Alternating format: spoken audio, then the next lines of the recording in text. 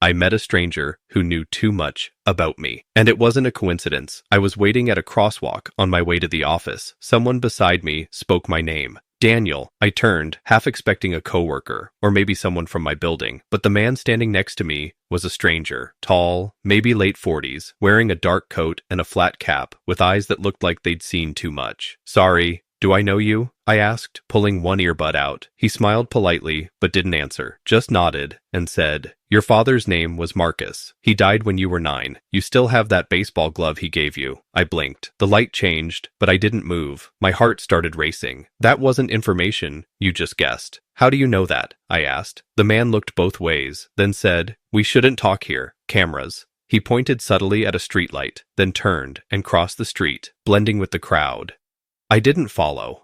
I just stood there, soaked in confusion. That night, I didn't sleep much. My apartment felt like it was shrinking around me. I even pulled out that old glove from the back of my closet. He was right. It was still there, tucked behind a box of winter coats. By morning, I'd convinced myself it was some twisted scam. Maybe AI facial recognition, maybe some data breach. But as I stepped outside, the same man was across the street, sipping coffee and watching me. This time, I walked straight up to him. "All right, who are you?" He smiled. "A friend. One you haven't met yet." "That's not an answer." He looked around again, this time scanning every building with a precision that made my stomach turn. "You've been asking questions lately, haven't you? About your father, about what really happened." I didn't reply, but the heat behind my eyes told him he was right. He leaned closer. "Meet me at the old chapel on 3rd and Maple, midnight, and come alone."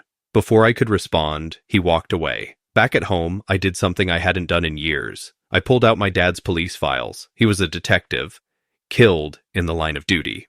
Or so I was always told. But there were rumors, and a few strange details I'd never been able to forget. Missing reports, a badge number that didn't match. At 11:45 p.m., I stood outside the old chapel. It was a burned-out shell, closed for decades. The stained glass was cracked, the wooden doors weathered and locked. But someone had left them slightly open. I pushed inside. It was dark, silent, the smell of old wood and ash still lingering in the air. Then I heard footsteps. The air inside the old chapel felt different, thick, almost electric. My footsteps echoed off the ruined walls as I moved cautiously, each creak of the floorboards sounding louder than the last. The stained glass windows cast eerie, fragmented moonlight through the space, making shadows dance across the pews. "Daniel," the voice said again. It came from the front, where the altar used to be. I turned toward it, squinting in the darkness. The man from earlier stepped out from behind a pillar, now without his hat. His hair was streaked with gray, and under the glow of the moonlight, his face looked even more tired than before.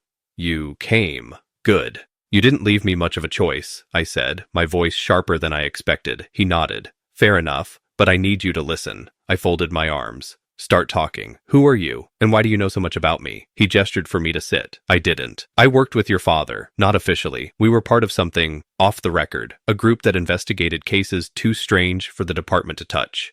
Disappearances, patterns, data anomalies, code words buried in evidence reports." I laughed, but it came out nervous. "So, what? Like a conspiracy club?" He didn't laugh. He was getting too close to something before he died. Something real. Something dangerous. And now, you're close to it too. "I haven't done anything."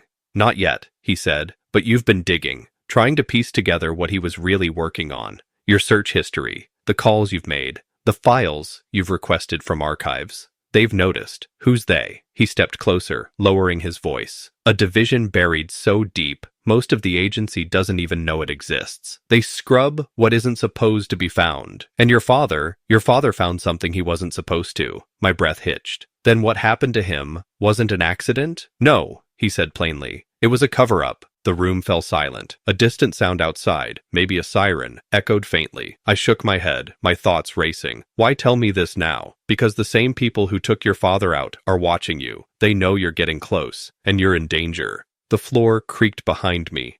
I spun around. Another figure stepped out from the shadows. A woman, pale, sharp-eyed, wearing tactical black. "She followed you," the man whispered. "We need to move." "Who is she?" He didn't answer. The woman raised a small device, flashing red. "They're already here." Suddenly, a low rumble, tires on gravel, lights flashing outside the chapel's broken windows. "Out the back," he said, grabbing my arm. But I still don't know who you are, I shouted. He looked back at me as we ran. My name is Adrian, and I was your father's last partner. We burst through a rear exit into a cold alleyway, just as headlights bathed the chapel in light. Behind us, someone shouted. Gunshots followed. We didn't stop running. We ran through the alley, our feet pounding against wet concrete. My breath came in ragged gasps, and the gunshots still echoed behind us. Adrian moved fast, like a man who'd been chased before. Ducking behind dumpsters, sliding between fences. I just followed, heart slamming against my ribs like it was trying to escape. We emerged onto a quiet back street, where an old van sat idling under a flickering lamp.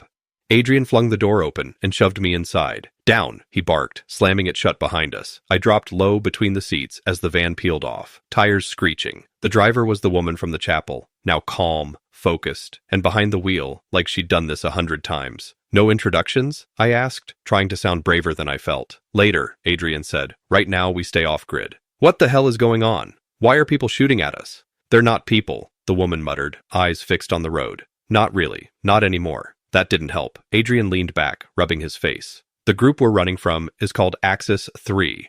They're not in the public databases. No funding trail. They erase things. People, ideas, data. If something threatens their control, poof, it disappears. Your father found a backdoor into their archive system. What did he find? Adrian looked at me with an expression that made my skin crawl. Something called the registry. A list of people being watched, tested, changed. Changed? I repeated. They're experimenting, the woman said, voice cold. Behavior modification, neural disruption, implanting false memories. You wouldn't believe how deep this goes. But why me? I work for a real estate company. I'm nobody. You're not, Adrian said. You're the son of the only man who ever got close. That makes you a threat, and maybe, he paused, maybe the key. The van took a sudden turn, entering an underground parking garage. We descended 3 levels before the lights flickered out completely. The woman parked the van in a dark corner and killed the engine. Adrian opened the side door. We'll rest here for an hour, then we move. Move to where? He looked at me. To the facility your father was investigating when he died. It's still there, still sealed, but we believe you're the only one who can open it. I stared at him. You think he left me something? He nodded. Not something, a code, embedded in your memories. Maybe even in your DNA. My stomach turned. I leaned back against the van wall, trying to breathe. The woman handed me a protein bar. Eat. You'll need the energy. Her name, I later learned, was Mara. She used to work inside Axis 3 until she realized what they were doing. Now she and Adrian were the last 2 left. Everyone else had either vanished or turned. I didn't know what to believe anymore. But deep inside, I felt something shift.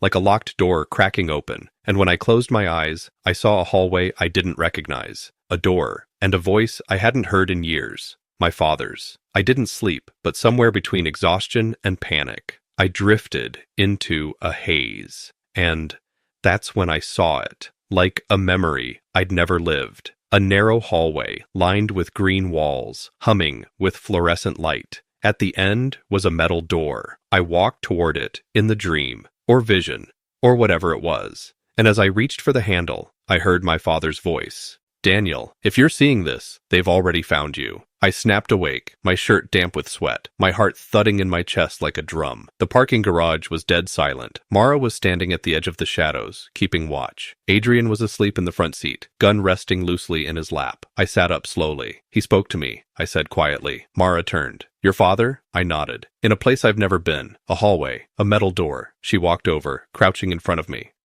That's how it starts. They call it echo imprints. Memories embedded through trauma, emotion, or, she paused, design. Your father may have used you as a key without even telling you. Adrian stirred awake and rubbed his eyes. Then it's time. We drove out of the garage under cover of dawn. The city was still asleep. No sign of the black SUVs, no signs of drones, but none of us spoke much. The silence between us was heavy, charged with everything that had yet to be said.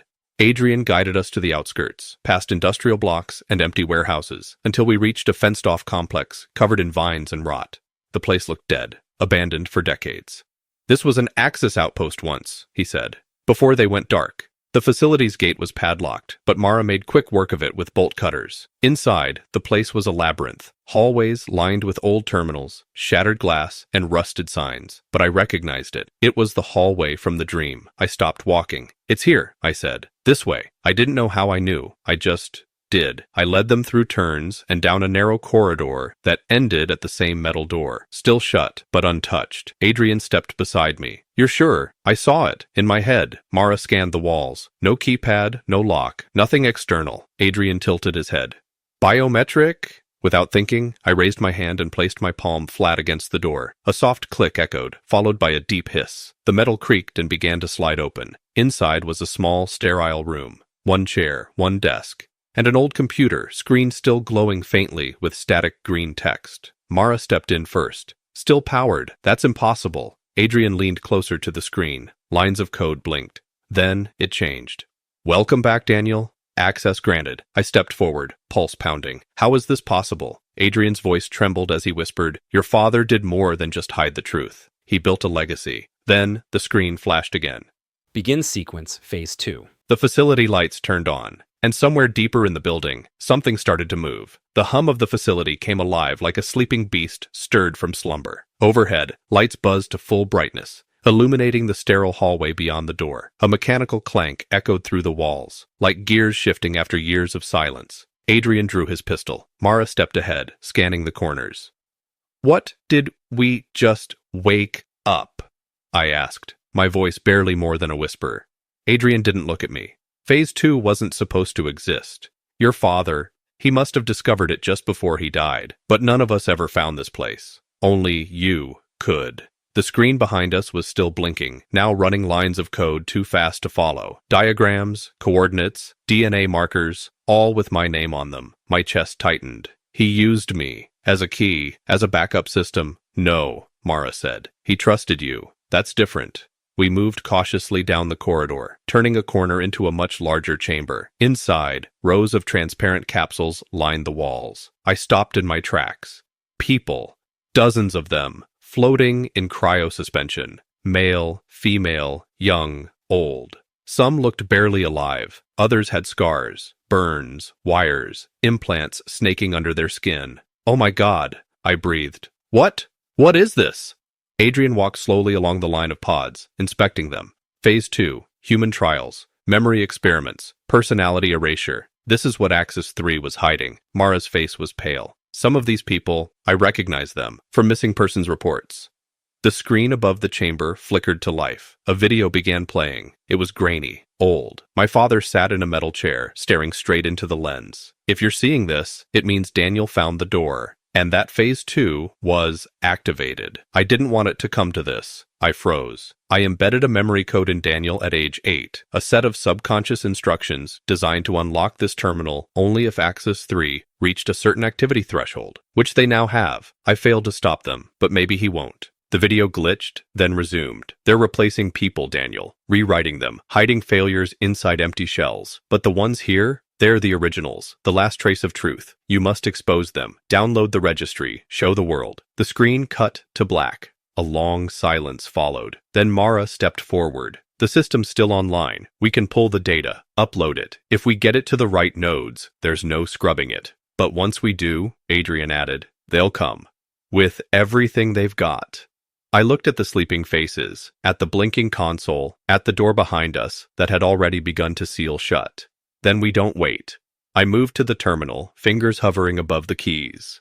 How long to transfer the registry? Mara checked the side screen. 6 minutes. The countdown began. Alarms flared in the distance. They were coming. As the download ticked on, we prepped for escape. Guns loaded, flash drives ready. The registry would change everything, because I wasn't just my father's son. I was his final plan, and I was ready.